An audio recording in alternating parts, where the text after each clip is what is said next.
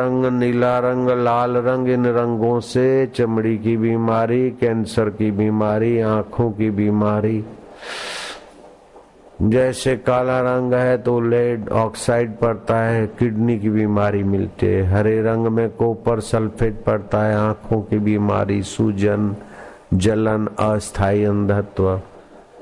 Silver रंग जो चांदी जैसा रंग, उसमें एल्यूमिनियम ब्रोमाइड पड़ता है जो कैंसर की बीमारी देता है। नीले रंग में प्रूसियन ब्लू पड़ता है जो चमड़ी की रोग, खाज, खुजली और कई चर्म रोग, कोढ़ आदि की बीमारी देता है आगे चल।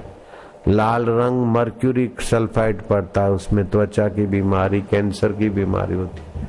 तब तुमको बोले रंगों से ना खेलो तो कहाँ तुम मानोगे। इसलिए केसुड़े के फूल इकट्ठे करो और केसुड़े के रंग से रंगो, ताकि गर्मी झेलने की शक्ति बने, आवेश आवे, विकार नहीं आए, संतुलन रहे और ये बीमारी देने वाले रंगों से तुम छूटो। तो होली सूरत में शुरू की। अब तो उसका विस्तार ऐसा हुआ कि वो बाप रे, सूरत में सब लोग आए तो ऐसी इतनी अभी भीड़ है तो फिर क्या होता।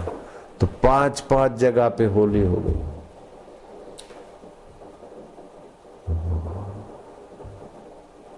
सोलापुर में होली हुई, नागपुर में होली हुई, बम्बई में भी करके आए होली, इधर भी हुई 2 दिन। आज तो देखो कितने सारे लोग थे, बाप रे।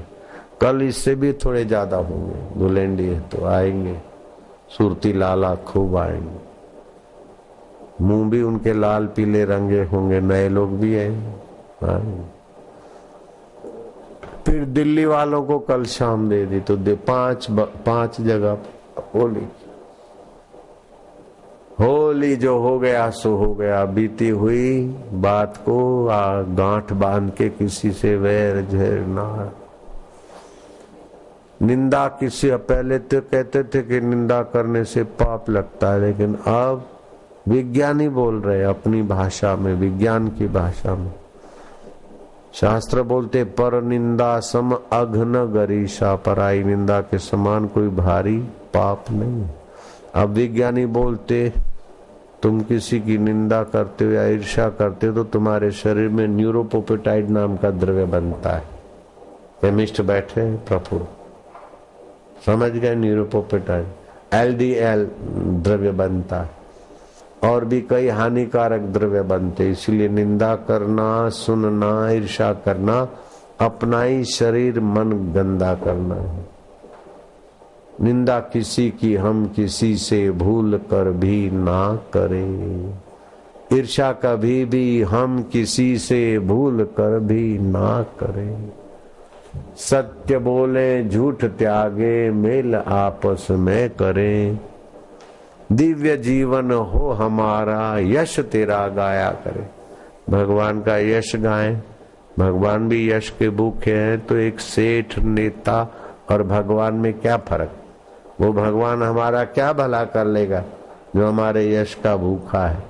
भगवान भूखे नहीं है। हम भगवान का यश गाते तो भगवान के जो गुण हमारे में छुपे वो जागृत होते।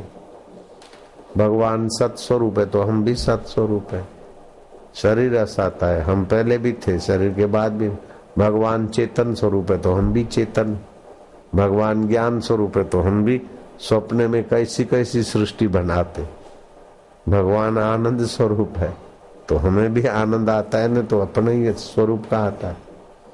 तो भगवान का यश गाने से अपने भगवतीय गुण जागृत होते, नहीं तो काम, क्रोध, लोभ, मोह और संकीर्णता ये दुर्गुण हावी हो जाते। भगवान का यश गाने से दिव्य गुण आते ही, दैवी गुण आते ही दुर्गुण भाग जाते। इसीलिए भगवान के यश गाए। दिव्य जीवन हो हमारा, यश तेरा गाया करे। हे प्रभु आनंद दाता, ज्ञान हमको दीजिए। अब बात रही मंत्र दीक्षा। भगवान शिव जी ने पार्वती को कहा कि गुरु मंत्रो मुखे यस्य तस्य सिद्धि न अन्यथा, गुरु लाभात सर्व लाभो गुरुहीनस्तु बालिश। जिसके जीवन में गुरु दीक्षा नहीं, गुरु नहीं, वो अभागा है। मरने के बाद सांप बन जाते राजा मृग अज। मरने के बाद किरकिट बन जाते राजा नृग, मरने के बाद प्रेत बन जाते president of America Ibrahim Lincoln. Italy के मुसोलिन मरने के बाद झील के किनारे प्रेत होके भटक रहा है। इसलिए गुरु दीक्षा माना भगवान से सीधा संबंध जोड़ने का पासपोर्ट। तो जिन्होंने दीक्षा लिया 33 प्रकार के आध्यात्मिक फायदे होते। और एक आशीर्वाद मंत्र देता हूँ, हार्ट अटैक नहीं होगा मेरे शिष्यों, हाई बीपी ना हो, लो बीपी ना हो, कमड़ो ना थाय होए तो 50 माला का जप करे, एक दिवस में कमड़ो कमड़ी जाए ना था। ये सब मैं खोजता हूँ, इसलिए आपको मेरे पर दया तो आएगी और मेरे को आपके ऊपर आती। आप स्वस्थ रहें, सुखी रहें, सम्मानित रहें, शरीर पड़ जाए उसके पहले आप अपनी अमरता का अनुभव कर दो। जन्म मृत्यु मेरा धर्म नहीं है, पुण्य पाप कछु कर्म नहीं, मैं अज हूं, अजन्म आत्मा हूं। जन्म तो वासनावान शरीर का होता, निर्वासनिक नारायण स्वभाव में जग जाओ। क्या करिए क्या जोड़िए थोड़े जीवन काज, छोड़ी छोड़ी सब जात है, देह गेह धन राज। धन भी छोड़ के जाते, राज्य भी छोड़ के जाते। हाड बड़ा हरि भजन कर, द्रव्य बड़ा कछु दे, अकल बड़ी उपकार कर, जीवन का फल है। अपने आप का उपकार कर लो। शादी करने से क्या हो जाएगा, बेटा करने से क्या हो जाएगा, बेटा छोड़ने से क्या हो जाएगा। तो अज्ञान छोड़ ले, परमात्मा ज्ञान का प्रसाद पा ले। जो छूटने वाला है उसका सदुपयोग करो ईमानदारी से, और जो अछूट है उसमें विश्रांति पाओ। बस इतना ही है, कठिन नहीं है।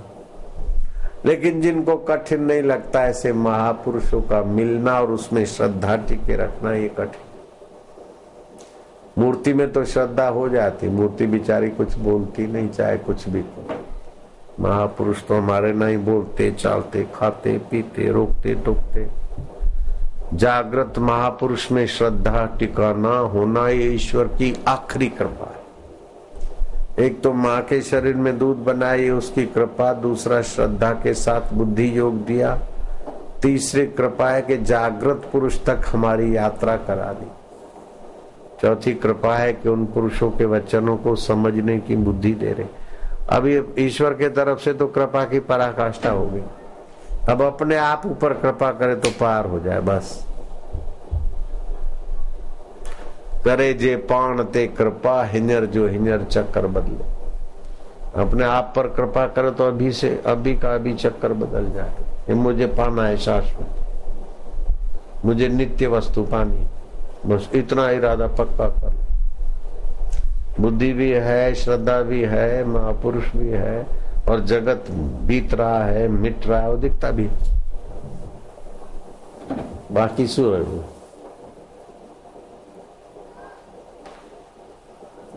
नारायण हरि हरि ओम हरि। बार बार भगवान का सुमरण करो। कलयुग के दोष हर लेता भगवान का सुमरण। हरि ओम हरि ओम हरि ओम। जिन्होंने मंत्र दीक्षा लिया फायदे हुए तो हाथ ऊपर करो। गिनो कितने लोगों को। जिन्होंने नहीं लिया है, दीक्षा लेना चाहते, वे हाथ ऊपर करो। हेलो दीक्षा वालों के लिए। फिर वहां से दिव्य प्रेरणा पुस्तक जरूर ले जाना। देवियां महिलाएं पढ़ेगी, संयमी प्रभावशाली, घर को स्वर्ग बनाने वाली होगी। भाई पढ़ेंगे, स्वस्थ सुखी सम्मानित होंगे। बच्चे बच्चियां पढ़ेंगे, माँ बाप के होनहार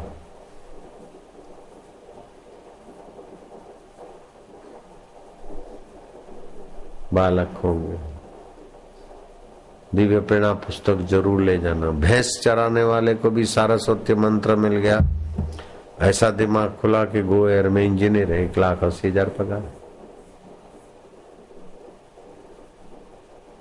अपने सनातन धर्म में बहुत खजाना खोलने की सरल युक्तियां।